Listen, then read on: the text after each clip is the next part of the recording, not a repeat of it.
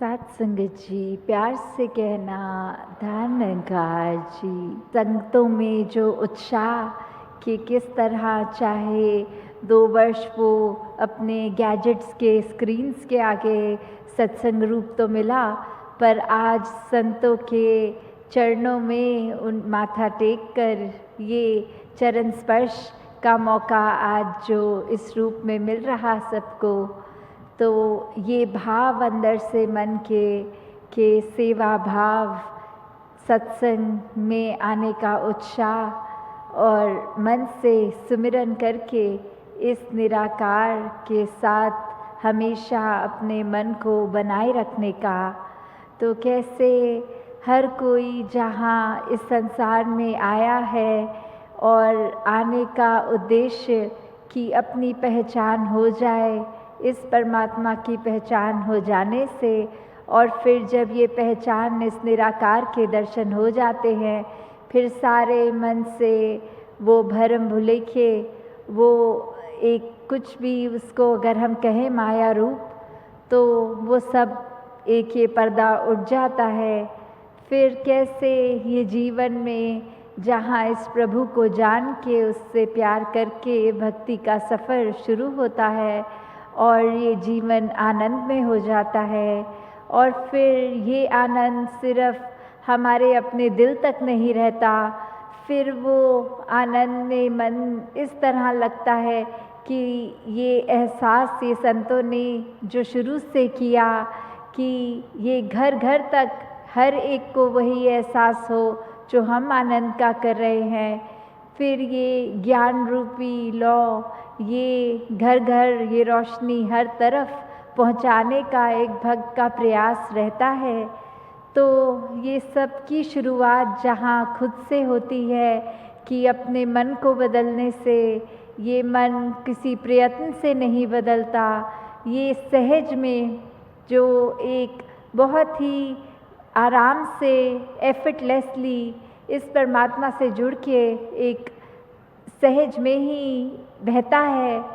तो कैसे उस तरह के इंसान को वाकई ही एक मुकम्मल इंसान कहा जा सकता है, क्योंकि जब एक मन में निरंकार का एहसास है तो सारे ही मानवीय गुण उस मन में अवश्य ही समाते हैं। फिर कोई पराया नहीं दिखता, किसी के लिए बुरे ख्याल, एक इंटेंशन हमेशा साफ ही रहती है हर एक के लिए। तो उस तरह का एक जीवन जब बन जाता है तो वो बहुत ही प्रेरणादायक जीवन रहता है। और वहीं जहाँ अपने मन को जिस पल इस प्रभु परमात्मा इस निराकार से तोड़ लिया,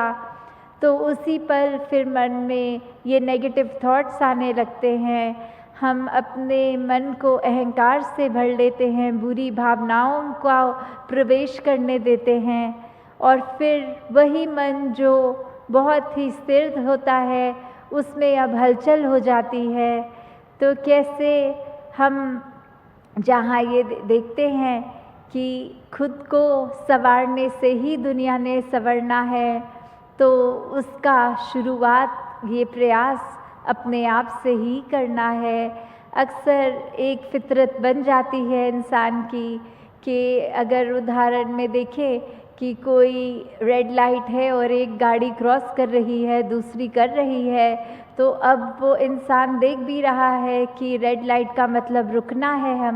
हमें, और वो फिर भी सिर्फ देखा देखी कि भीड़ चाल में क्रॉस कर ले, और फिर जब वो ट्रैफिक पुलिस ने चालान करने के लिए रोका तो अपनी गलती इंस्टिंक्टिवली नहीं मानते हुए ये दलील दे रहे हैं कि आपने मेरी गाड़ी को रोक दिया, मुझसे पहले भी तो निकल गए। तो वो एक इंटेंशन जो आती है कि अगर सभी गलत कर रहे हैं तो हम भी कर लेते हैं, फिर वो गलती नहीं रहेगी क्योंकि सभी कर रहे हैं। पर इस परमात्मा के साथ तो एक नाता हर एक का इंडिविजुअल है, ये भक्ति तो एक इंडिविजुअल जर्नी है। तो सिर्फ इसलिए ना की जाए क्योंकि हर कोई कर रहा है और ये कर रहा है, हर एक ने तो अपने हिसाब से उसको समझते हुए इस परमात्मा का एहसास जैसे हम बोलते भी हैं कि अगर हमें पता है कि कोई फल कैसा टेस्ट में होता है, पर जब भी ये एक ही फ्रूट, जैसे आम का ही उदाहरण ले लें कि हम अगर एक आम खाएंगे उसके अंदर थोड़ी सी मिठास ज़्यादा होगी, दूसरा तो उसमें कम होगी। हालांकि एक आम है तो एक ही फ्रूट है, पर टेस्ट हर एक फाड़ियों में अलग आता है। तो कैसे भक्ति भी, अगर हम सिर्फ ये देखें कि दूसरा कर रहा है, उसको आनंद मिल रहा है, तो जो जो वो कर रहा है उसकी नकल करते हुए करते चले जाएं, तो फिर तो ये ब्रह्म ज्ञान की समझ कहीं ना कहीं नहीं आई। फिर ये जीवन सिर्फ अंधकार में ही है, चाहे हम कितना भी माने कि हमारा मुख उजला है। तो किस प्रकार हर समय जब प्रभु परमात्मा निराकार की एहसास में है, तो भक्त वो चेतन अवस्था में एहसास में रहता है। और वहीं से फिर ये बात कि सिर्फ इसलिए नहीं कि कोई और कर रहा है, कुछ सही करना है तो उसका कारण पता हो, कि कुछ नहीं करना ये गलत है तो उसका कारण भी पता हो। तो जब अगर ऐसी दिशा नहीं है तो वहाँ पे फिर ये अंधविश्वास जन्म लेते हैं। तो ये ब्रह्म ज्ञान तो सारी रोशनी दूर करने का, ये सारा अंधकार दूर करने के लिए है। तो जहाँ पे अंधकार है उसका सल्यूशन भी एक लाइट जैसे ऑन करते हैं, वहीं मन में अगर फिर नेगेटिविटी है तो उसका सल्यूशन भी पॉजिटिव होने के लिए वही क्षण काफ़ी है, वही पल काफ़ी है जब ये मन फिर से इस दातार से जुड़ा। ये मन में ना कोई अहंकार, ना कोई चतुर चालाकियाँ, क्योंकि अक्सर हम ये भी सोच लेते हैं कि शायद हम इस परमात्मा को उलझा लेंगे अपनी बातों में, ये ट्रिक कर लेंगे, पर फिर हमें खुद पे ही देखना है कि हम कहाँ खड़े हैं। एक कहानी भी याद आ रही है कि कैसे एक इंसान, एक फल की उसको भूख लग रही थी, तो एक पेड़ नज़र आया, उसकी सबसे ऊपर वाली डाली में फल लगा हुआ। और अब मन में ख्याल आया कि जहाँ मैंने एक फल खा के पेट भरना था, क्यों ना मैं ये जितने फल लगे हैं सब तोड़ के उसको बेच दूँ, तो धन भी कमाने का साधन बन जाएगा। तो फिर जैसे जैसे वो उस पेड़ पे व्यक्ति चढ़ा, फल तोड़ने लगा, और वहीं वो ख्याल आया कि ये धन तो मैं कमा लूँगा, तो और ज़्यादा कमाने के लिए एक परमात्मा से एक अरदास करी कि अगर आप पेड़ के सारे फल एक इस तरह कुछ रच दो कि मैं तोड़ पाऊँ, तो मैं अवश्य हर फल की कमाई का कुछ हिस्सा एक चैरिटी में दूंगा, एक दान का काम करूंगा। और वैसे ही फिर वो फल तोड़ते तोड़ते जब बाजुएं भी थकने लग गई, और अब मन में ख्याल कि तोड़ने तो सारे ही फल हैं,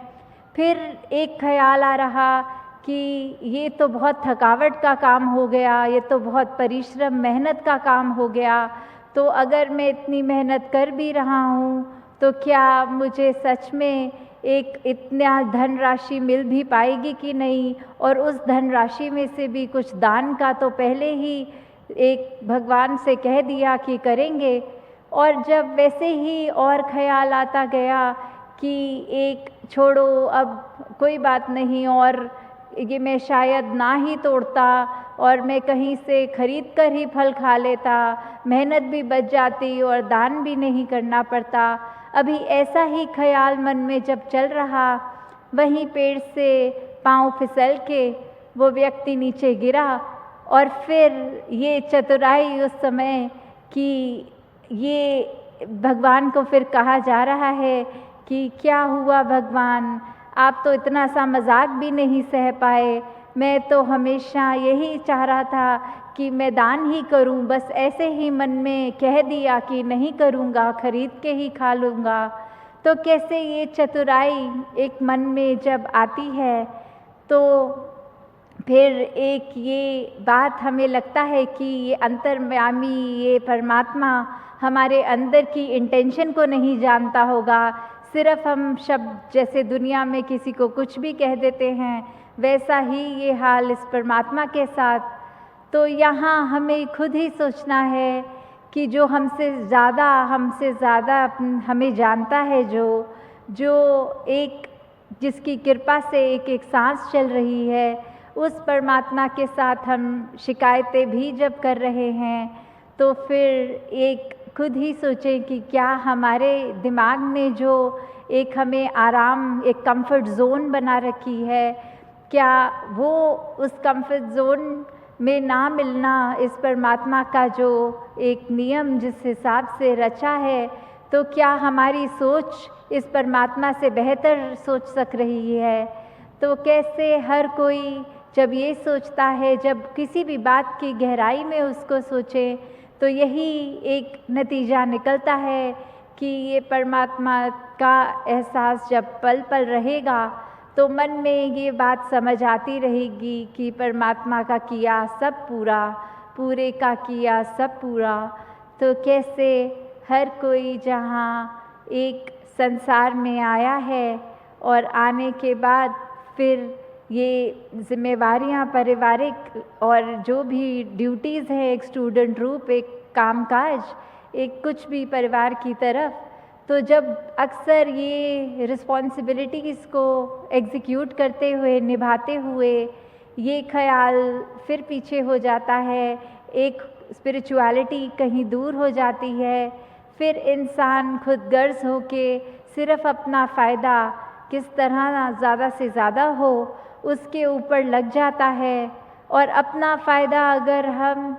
चाहते हैं हो तो उसमें कोई हर्ज नहीं। एक बुराई तब आती है उस ख़याल में जब हम अपने फ़ायदे के लिए किसी दूसरे का नुकसान जानबूझ के कर देते हैं कि शायद कोई कुलीग की प्रमोशन हमसे पहले होगी तो किस तरह बॉस को उसके बारे में कुछ बुरी बातें बता दें कि शायद अब बॉस उसकी प्रमोशन रोक के हमारी कर दे। क्या जब कोई विद्यार्थी कोई एक झूठी बात टीचर को बोल दे कि उस स्टूडेंट को आपने मार्क्स ज़्यादा दिए पर उसने तो चीटिंग की, चाहे नहीं भी की हो। इसी प्रकार कितने भी उदाहरण हर पड़ाव में जीवन के अगर हम देख लें तो अक्सर ये दिमाग भी फिर रोक देता है कि शायद हम किसी की एक खींची हुई लाइन को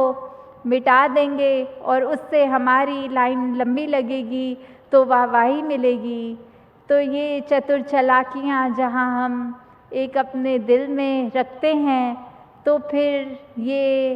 परमात्मा भी अपनी दूरी इस रूप में बना लेता है कि वो सूक्ष्म सा अहंकार मन में आ गया। तो फिर ये जैसे एक कोड भी है कि कैसे हम अगर परमात्मा के साथ हैं तो पीछे कोई नहीं हुआ, और अगर लग रहा है कि परमात्मा और हमारे बीच में दूरी आ गई है, डिस्टेंस आया, तो हम सोच लें कि अपनी स्थान से हिला कौन है। ये परमात्मा तो हर जगह मौजूद, ये सदैव रहने वाला, ये तो स्थिर है, ये तो वहीं है।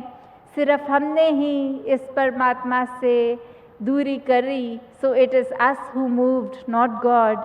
तो जब ये दिल से एहसास इसका रहेगा, ये मन में हर समय निरंकार बसेगा, तो फिर हम एक वाकई ही भक्ति भरा जीवन जिएंगे। और वैसी भक्ति जो प्रेमा भक्ति का नाम कि फिर इस आनंद में मन हर समय झूमेगा। ये मन किसी भी तरह किसी और का नुकसान नहीं करेगा। तो दासी और शब्दों का उपयोग ना करके आज्ञा लेते हुए फिर वही बात कि खार गर्म के ज़मीन पे आके आप सबके जहाँ दर्शन हुए तो अक्सर खार तो कांटों को, मिट्टी को या एक बैरन जैसी चीज़ का कॉनोटेशन की तरह बोलते हैं।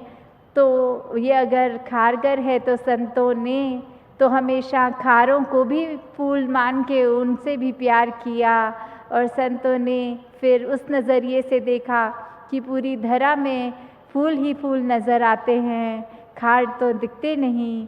तो दातार हर एक के मन में इतना प्यार भर दे हर एक के प्रति कि बस दिल से एक हर एक के लिए हमेशा एक वेलबींग के लिए हर एक के दुआ ही निकले। तो दातार सभी पे कृपा करे। सेवा सिमरन सत्संग करते हुए हम जहाँ अपने अंदर की बुराइयों को ख़त्म करते जाएं, वहीं इस दुनिया के लिए वरदान बन के एक स्पिरिचुअल रूप में, एक सामाजिक रूप में, एक सोशल फिर वर्क करके भी वो सेवा का भाव लेते हुए पूरे संसार का कल्याण करते जाएं। सात संगत जी, धन निरंकार जी।